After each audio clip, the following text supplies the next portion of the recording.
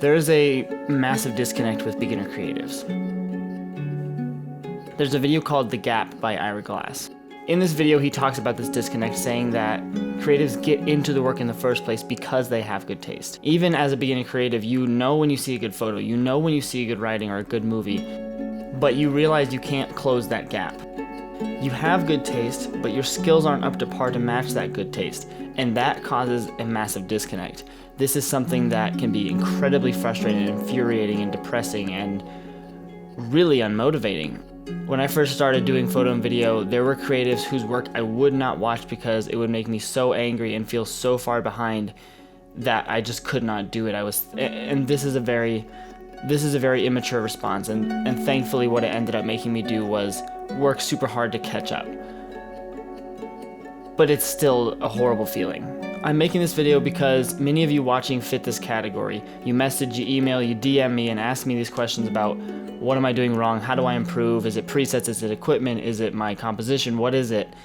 And the main thing is you just need to keep working. You're doing fine. Most of you are doing, the vast majority of you are doing great as beginner creatives. That's just the way it is. When you're beginning, you're learning, and that's why it's called the beginning. Thankfully, the answer isn't actually that crazy. We see a lot of people blame equipment, but let's be honest, we've seen people create incredible stuff with things like an iPhone. And you might say, well, yeah, Mango Street created an amazing iPhone video, but they're professionals. And that's just the point. They are professionals. They know what they're doing with their equipment, and they don't need the equipment to make the most amazing videos. So what does that mean for you? Become a professional. You learn the equipment that you have because it's really not about the equipment. Professionals can do it. What does that mean? If you can't, then you're just a beginner. That's the only common denominator. It's not the equipment, and we're proving that, and that's what those videos are supposed to do. They show you that the common denominator is you, and not in a negative way, but in a positive way, that you are fully empowered to become a professional. You're not restricted by your equipment. So let's create a theory, and for each person this will be a little bit different. But let's say that to become a professional in your field, you need 500 hours of work. So what do? Let's say you do an hour a day. How long does it take you to become a professional? It's going to take you about 1.5 years. But what if you were to switch that and do 8 hours of work a day? You would become a professional in just about 2 months of work. Now, we don't have the fortune of knowing exactly how many hours it's going to take for us to become a professional, but the theory still stands strong. Whether it's 10,000 or 100 hours, the speed at which you work is the speed at which you gain return. So whatever amount of time it is going to take for you to be good at something, you don't know, and all you can do is put in a lot of work to get there. The best way to become a professional at something is to just do it a ton and know that at the beginning it's gonna suck and there is a disconnect, and that's good. If there's no disconnect, then that's bad. If you don't realize the shortcomings of your work, every professional realizes the shortcomings of their work. Even masters still get frustrated by little details, and that's one of the beauties of the creative work and the personal ability to drive yourself and realize that's what makes you. Your creative work is what you notice and what you want to change and fix. That's why it's so unique and why it's so beautiful. I see so many people wondering why they have no business, why they're not succeeding, why their films suck, why their videos suck, why their photos suck. And at the same time, these people are never filming, they're never shooting, they're never going out, they're never learning. And they shoot less than once a week and never push themselves to learn anything new. If you want to take photo, video seriously, or any skill for that matter, put in the work. That's all it takes. You will see results. That's how the human brain works. You learn as you do stuff. So the more you do it, the quicker you learn. And if you approach learning, if you approach shooting, when you go out as not just like la la la, I'm gonna shoot, but you're focused and you're hyper, like I'm going to improve and I'm going to pay attention. I'm gonna give this time well spent. Have you ever read a book and you get like 2 pages, you read like 2 pages and realize you have no idea what you just read? It's the same concept. Don't go out and shoot and not realize what you're shooting and disconnect from everything, but go out and shoot and focus and be like, why is this bad? Why is this good? What is better? What is wrong? And hyper focus on it, and you'll learn even quicker. Optimize that and use a singularity of mind to focus on something and really learn it instead of going out and lollygagging with your camera and never paying attention. Shoot 3 times a week and don't let yourself learn at a leisurely pace. Hyper focus, get to work. This is exactly the approach that I took, and I just posted a video a little while ago about my 1-year progress from filmmaking. And I did that to show you guys what you can do in a year. Not that I'm the prime example, but this is my example. This is what I did in a year. And for me, it's motivating, because if I see I can do that in a year, what can I do this next year?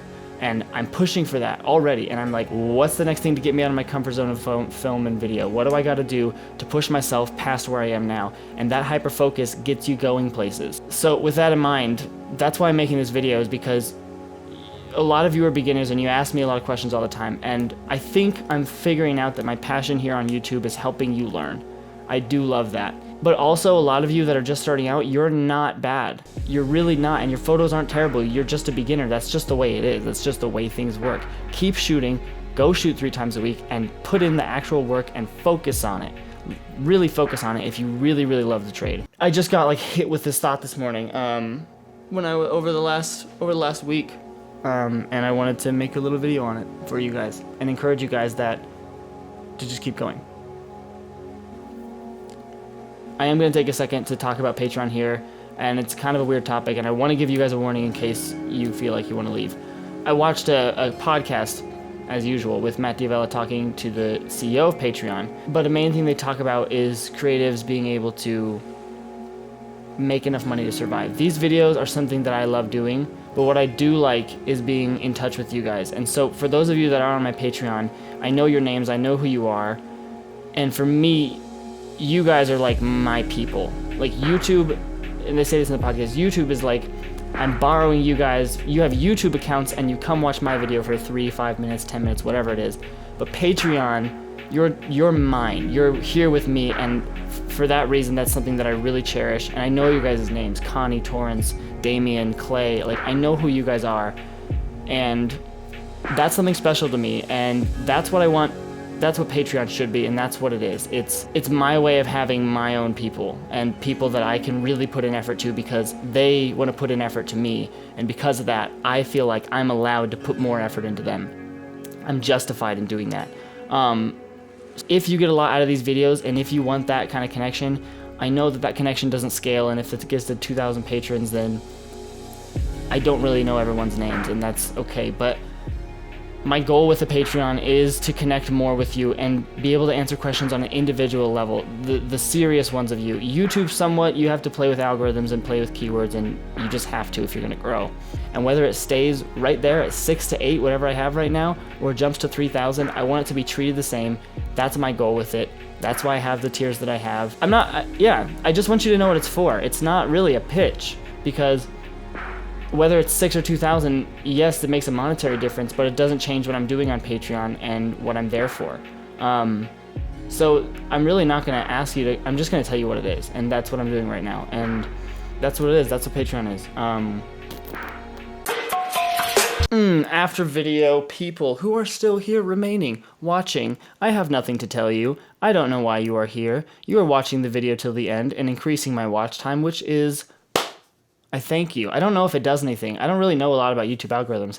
The comments thing, I don't think comments help. I don't know how watch time helps. Either way, I have given you nothing in these last 15 seconds to be I don't know why you're still here. I should make like a 30-minute ending thing and then just see if anyone watches that long. They probably just leave their screen running.